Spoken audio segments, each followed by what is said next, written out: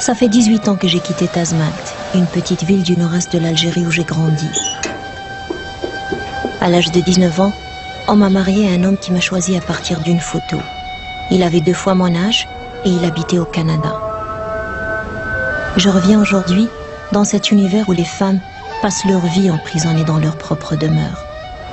Ici, c'est discret, personne ne me voit. Je regarde en cachette. Dans ces villages, il est très tabou de remettre en question les traditions et la religion. Nous sommes des musulmans. Il faut savoir marier la modernité avec l'islam. La société kabyle voue un culte pathologique à la virginité de la femme. Elle est directement rattachée à ce que l'homme a de plus important, son honneur. Si je laisse ma femme aller au marché, tous les gens qui me respectent, ils me verraient autrement. Faible. Oui, faible. Les hommes, c'est des victimes de cette société, tout comme nous, les femmes. Ils ne sont pas cloîtrés à la maison, mais ils sont cloîtrés dans la société. Je reviens là où tout a commencé, pour exorciser ma souffrance, mais aussi et surtout pour témoigner de la difficulté d'être femme au royaume des hommes.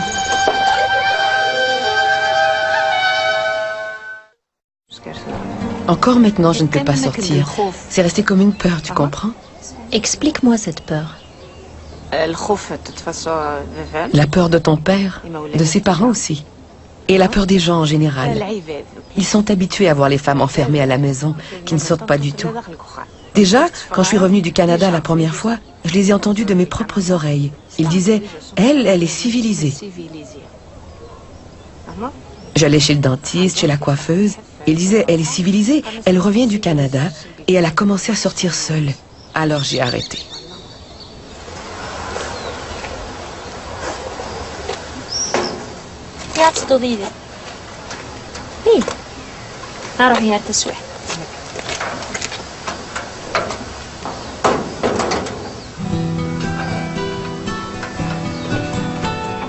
Je connais la peur de ma mère.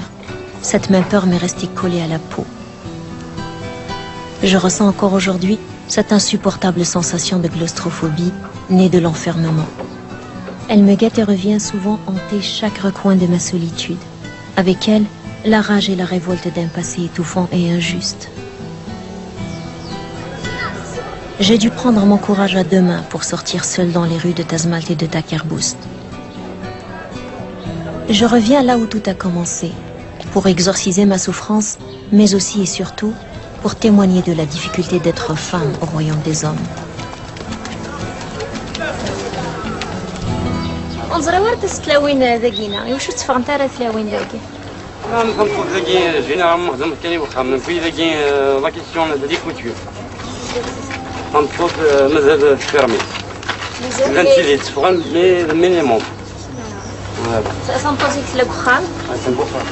كتي الفاميليا ينك سيلا وين زا صمتوتي نغيست ماك تجد انت تفغنت بون تفاتي كينا وسجارة فات ما ذاك الليلة وندي فانتا كينا زمات نتاويا من تجدر اضرب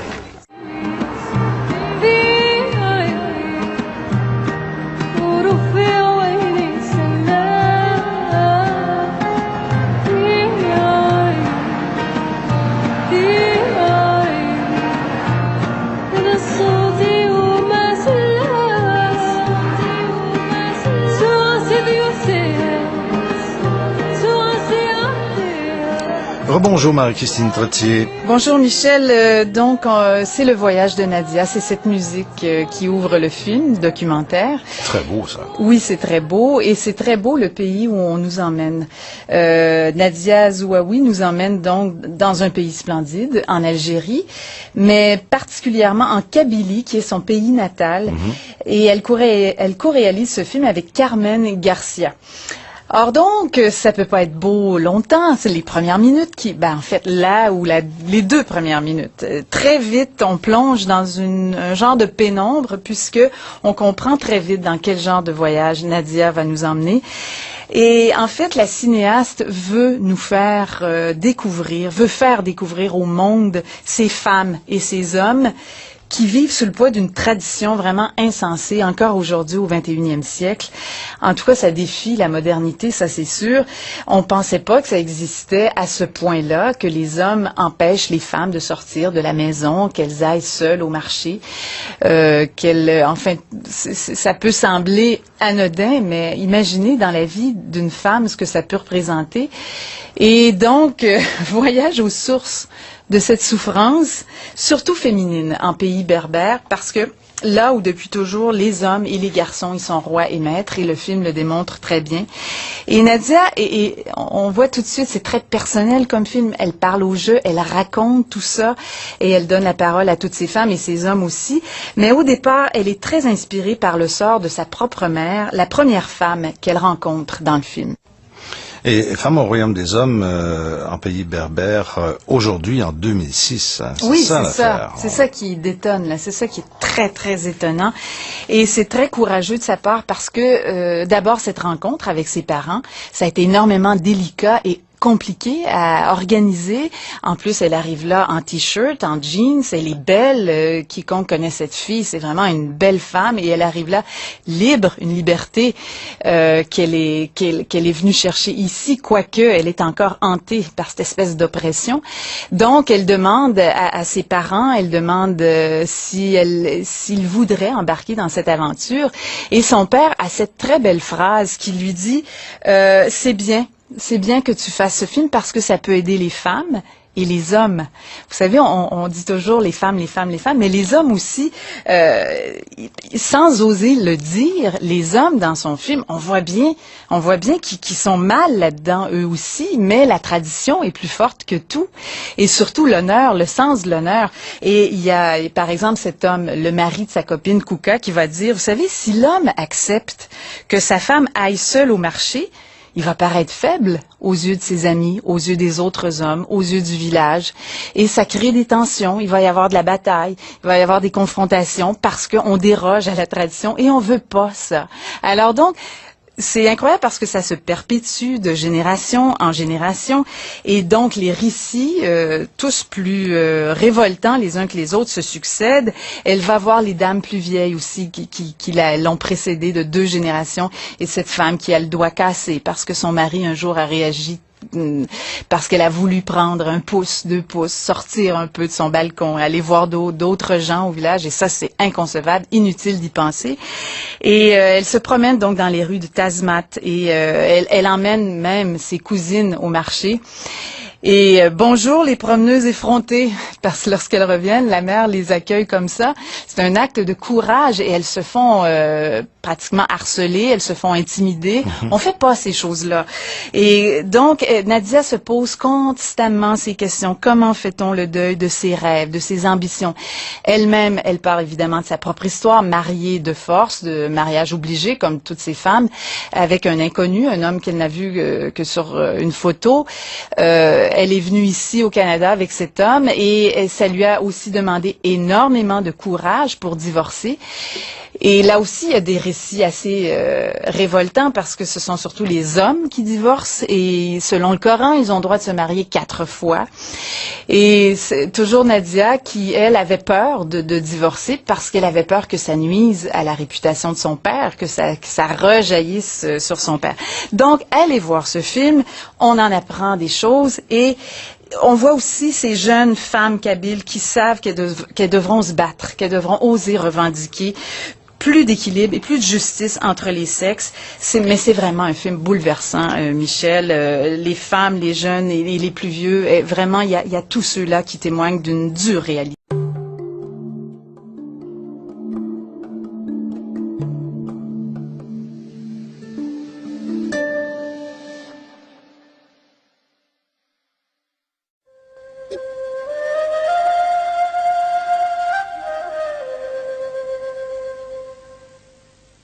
A family remembers Katia, a 16-year-old girl murdered for not wearing an Islamic veil.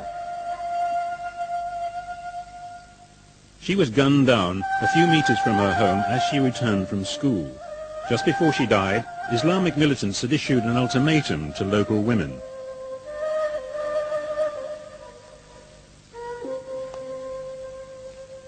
At first, Katia's father had wanted her to wear the veil for her own safety.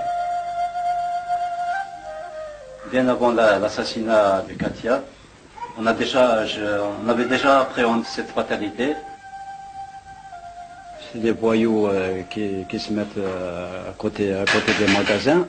À chaque fois quand elle passe, il leur disait si vous ne vous portez pas le hijab, on va vous tuer.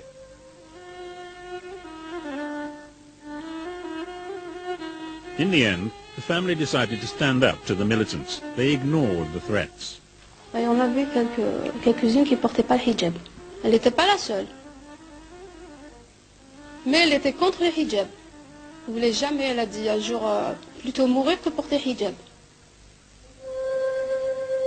To the Islamic extremists, Katia represented values brought to Algeria from the West. Many of her friends, including the girl who was with her when she died, had now begun to wear a veil. Bon, ça, elle était à côté de Katia. Et après, il y a eu ça d'Arorsainte. Après, il a fait signe de main Kaïna. Elle est partie en courant. Katia, il a tiré dessus.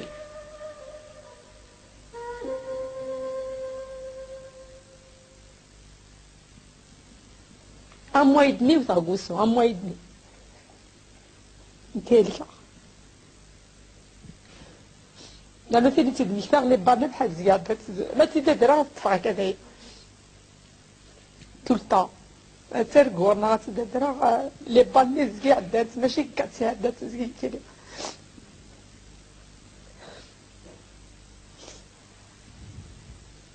Like thousands of other Algerians, Katia was caught in a conflict that was not of her making.